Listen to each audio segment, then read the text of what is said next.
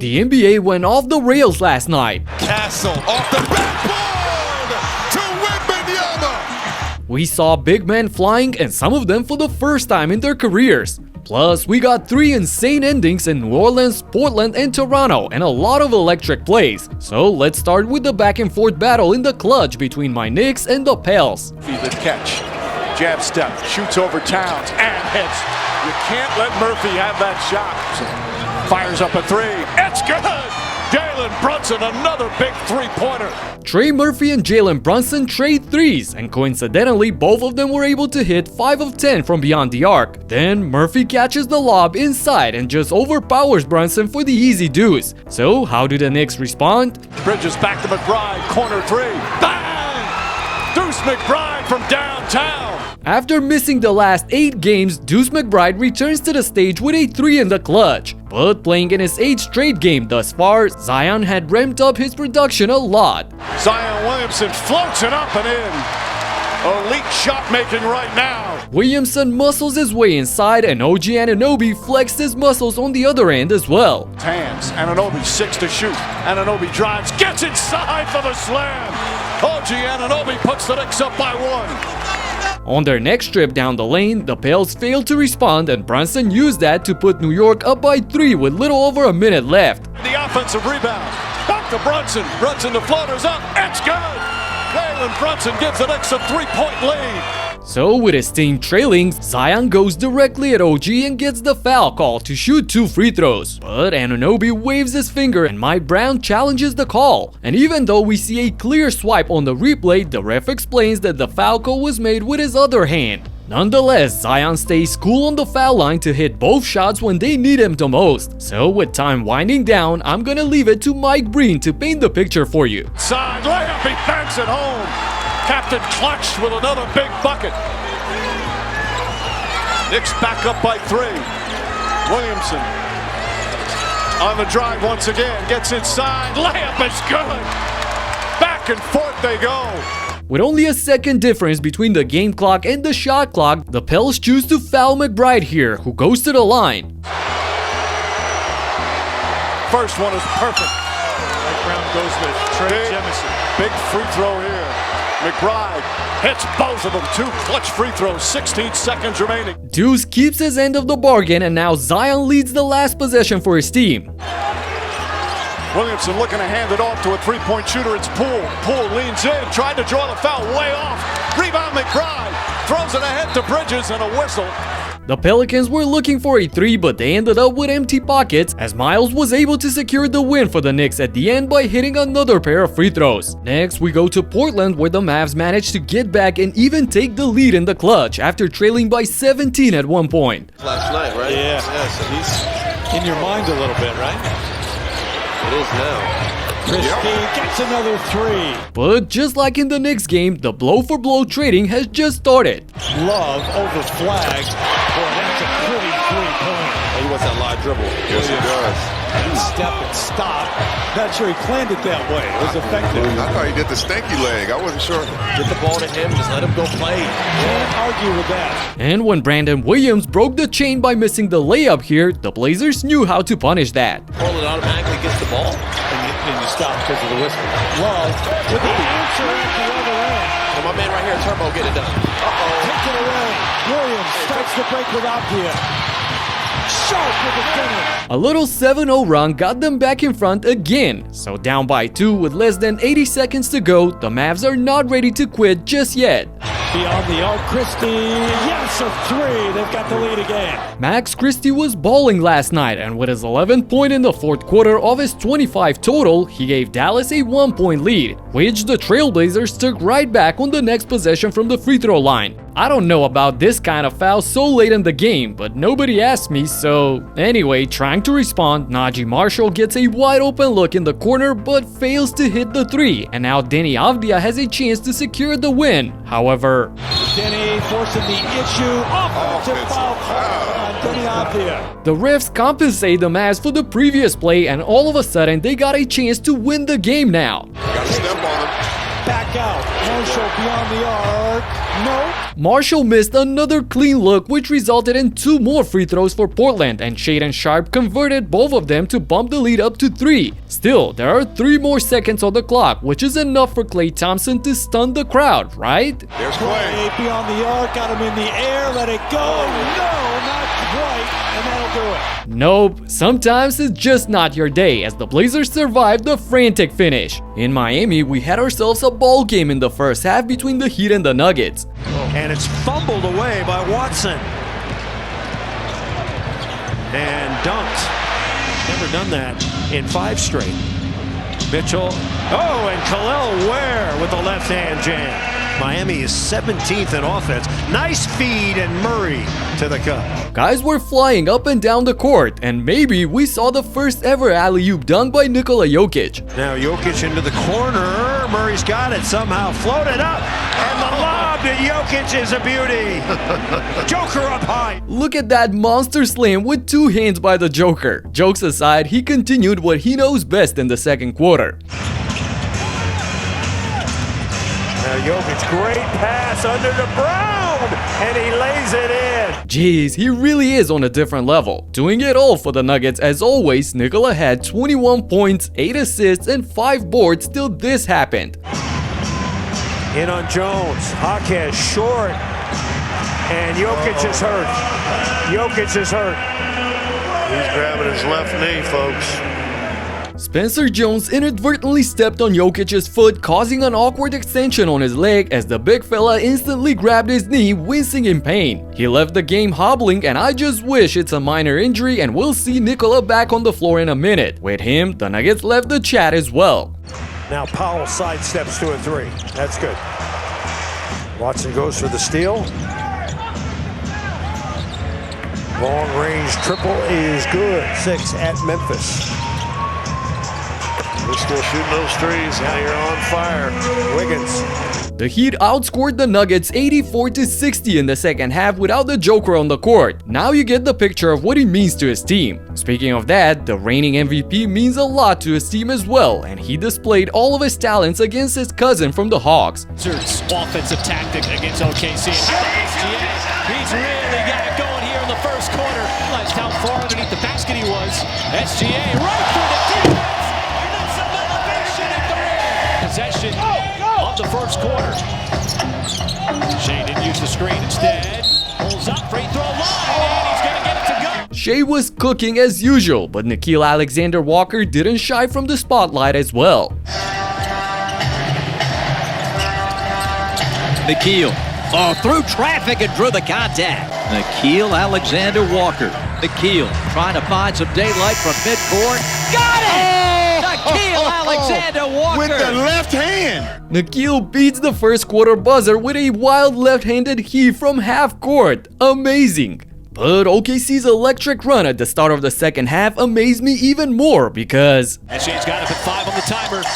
Goes to work on Krejci, his former teammate, and how about that from the baseline? Holmgren rumbling down the other way, and you get a goaltend on Ariza Shea.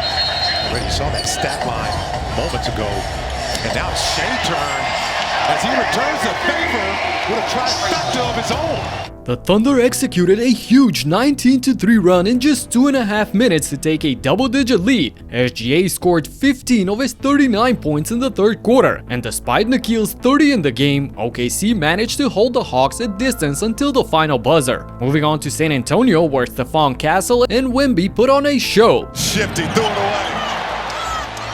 2-on-2. Castle off the backboard to Wembanyama. Cornet the offensive board. Wembanyama the running three. Garland moving well with that toe. Oh, throw it up. Wemby somewhere. 65, Cleveland 60. Vassell making it rain. Put it up! The Spurs were in great shape, leading by as many as 11 points in the first half and held a slight edge entering the fourth. But then, out of all people, Jalen Tyson caught a heat check. Tyson lines up the three. Swish. Porter Jr. outside. Tyson flicks the wrist and nails the trifecta for the Cavs. Skip pass. Tyson again. Money! Bang, bang, bang! With 3 straight triples, Tyson got the Cavs leading by 5. And after the timeout, the Cavs avalanche was continued by Donovan Mitchell. Mitchell off to the races. One man to beat. Mitchell for 2. Great hands by Hunter, but a lot of This one. Mitchell looking to go to work. Step back 3. Yes! The Cavaliers used an incredible 18-4 run to flip the script completely in their favor. And they kept the double-digit lead all the way till the end. This makes it the second loss in a row for the Spurs since Wemby got back in the starting lineup. In Toronto, the Magic took a 21-point lead in the first half as they were hitting from all over the court. For Walter, yesterday, Bane, tough shot, it goes. running and jumping is something that was very effective for them yesterday against Golden State, but the Magic are prepared for it, getting the ball in the middle. But in talking to Anthony Parker, as Black knocks down the 3.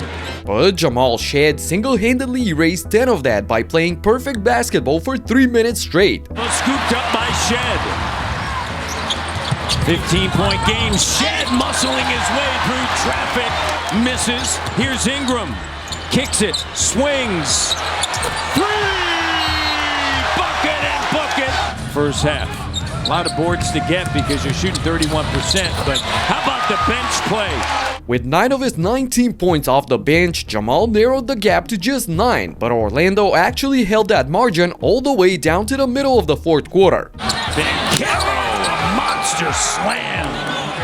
Down to 4. Bane driving, attacking, denied. CMB. Then you have a play like that, you want to finish. Oh, Anthony Black up top, 27. The Magic controlled the pace throughout most of the game, but then something changed and the Raptors steamrolled their way back. Ingram working on Anthony Black. Bucket. 8-point deficit. Walter, the 3. Got it! Bucket and bucket. Leaves it for Murray Boyles. Barnes, a 3. After missing the last 2 games. Shed exploding to the iron. A 10-0 blitz in just 2 minutes got us back to square one, but Ingram wasn't gonna stop until the comeback is complete. Nothing at the start. Ingram. The J. Automatic. Orlando left without Bane, who hurt his back at the end of the third, failed to score for 4 minutes and lost the lead. Regardless, Tristan Da Silva and Wendell Carter Jr. got it right back. Da Silva. Jones. Here's Carter. Orlando regains the lead. On the other end, Shead threw an entry pass for Scottie inside, who missed the bunny but got the late whistle for 2 free throws. And he stayed cool in the clutch to knock down both of them, putting his team back up by 1. Little did he know that these were the last points of the night for his team, so the visitors had a couple of chances to take back what's theirs. But Jones, the 3, doesn't go. It's CMB with his 10th rebound. Scottie right there, and there's Murray Boyles. they cannot get anything to fall either, and this slugfest ultimately came down to this. For Banchero, step back 3 for the win. Doesn't go!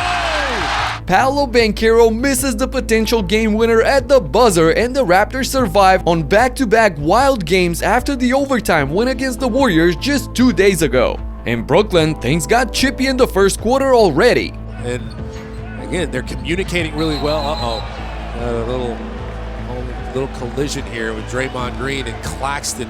Draymond, he's not backing down. It's going to be a technical foul. Nick just smiled on Draymond's tantrum and made sure to respond with a bang. Backwards, it doesn't matter. Porter Jr., Draymond coming to double, and then Claxton down the lane. Claxton gets his payback by putting Green on a poster, and Trey was still salty in the second half when he went off at the old man in the stands. Pick up Clowney's 4th foul. So he's been the key to their good defensive resurgence. But now with 4 fouls and 8:53 left in the third, he's going to have to sit for an extended period of time. The Knicks do have 3 fouls too, so you get a couple more. You can see if you can get the bonus early in this quarter. Such a hard-fought game, maybe another clutch game. That just I don't know what to say really, but Jimmy Butler on the other hand had some words for the Nets rookie Danny Wolf. It's his superpower. Shot clock at 7. Butler sheds. Wolf hits the mid-range and draws another foul. Jimmy, 10 straight Warrior points. Well, I've complimented Wolf on. After battling most of the game, the Warriors finally dismantled the Nets in the fourth quarter, mostly thanks to Will Richard. The double. They kick out to Richard for 3, and the Warriors dice it up. Cloudy had picked up his 5th foul, and he couldn't pull. Richard moved without the ball, and Will Richard Melton scored. The 56th pick in the draft scored 10 points in the last period, including this steal and slam with little over a minute to seal the win for the Dubs. He's the hot man. As soon as Jimmy Butler got it, he just threw it out. Got another steal. Will Richard with a steal. It's the Warriors creating turnovers and scoring. Tempers were flaring in Charlotte as well. Milwaukee wants to run. Look out. Up and in. Porter. Antetokounmpo is fuming at the refs for not calling a foul on what was an obvious contact on first sight, but on the replay, I'm honestly thinking that Miller got all pumpkin there. Not only that, but he showed the Greek freak how it's actually done. Knocked away. Brandon's got it. Brandon Miller! How do you do? Brandon took off like Superman and smashed Kuzma on his way, and you can read his lips easily after that. However, the Bucks had the last laugh as Giannis decided to take over the game in the clutch. Playing together from Milwaukee. That's what a two-time MVP looks like. There's that spin. And a foul. And are they going to give them continuation? Milwaukee looked lost without its leader, but they've won 2 in a row since he got back. Similarly, Kevin Durant's deep in his bag with back-to-back 30-point games on incredible efficiency. After putting up 30 in just 29 minutes on 65% from the floor in the dominant win over the Cavs 3 days ago, the Slim Reaper needed just 3 quarters to finish off the Pacers last night. Starting with Kevin Durant out high, working on Walker, dancing on Walker, spinning on Walker, shooting over Walker, and scoring on Walker. Straight loss. Durant calmly hits the turnaround in the paint to get it going here in the lead coming in. And Durant able to keep Walker on his hip pocket. We've seen Bradley and Adams go down multiple times. Another 36-5 game on 65% shooting for KD as the Rockets are now tied for the 4th seed in the West. If you ever wondered why I stay up so late to watch the games until the morning in Europe, this is why. So much chaos in one day, there's no such show on the planet. And with the Christmas spirit still around, check out this throwback video about Shaq's first game back in LA when things got hostile between him and Kobe. That's it for now, subscribe and talk to you in the next one. Peace out.